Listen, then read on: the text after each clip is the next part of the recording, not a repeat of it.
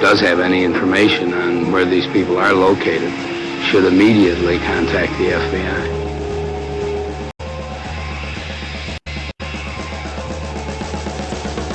Guard your planes, guard your colleges, guard your banks, guard your children, guard your doors. A gentleman named William Ayers.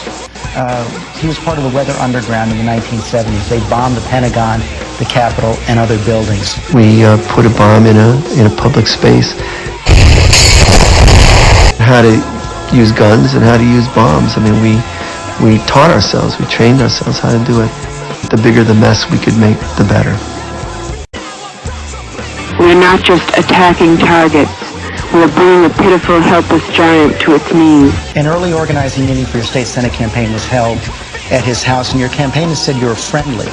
Can you explain that relationship? But this was really the way America was. It was willing to kill and murder. I was on the FBI's 10 most wanted list. There were pictures everywhere. These were truly committed revolutionaries who planned on doing a lot more to achieve the violent overthrow of this government. This is a guy who lives in my neighborhood, who's a professor of English in Chicago. LSD advocate Timothy Leary, who escaped from a California prison last month. I escaped with the help of the Weathermen underground.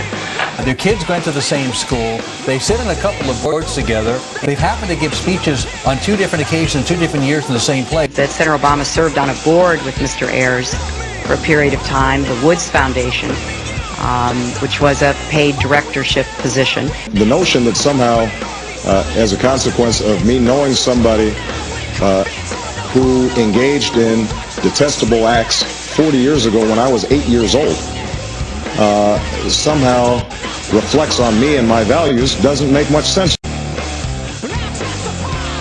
On 9/11, he was quoted in the New York Times saying, "Don't regret setting bombs. I feel we didn't do enough."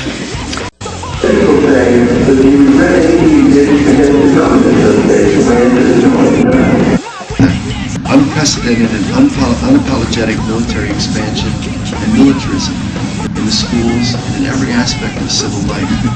White supremacy, intact and unyielding. Rampant sexism and organized campaigns to violate the rights of women and girls. Creation of popular movements based on bigotry, intolerance and the threat of violence, and the scapegoating of certain targeted and vulnerable groups, most notably around issues of gender identity, personal elections, disdain for the arts, and for intellectual life generally. And I'll stop there so we don't all get completely depressed. The Associated Press in Washington today received a 5-page typewritten letter in which an organization calling itself the Weather Underground said it had bombed the Capitol yesterday. Elaborate the point, down with capitalism.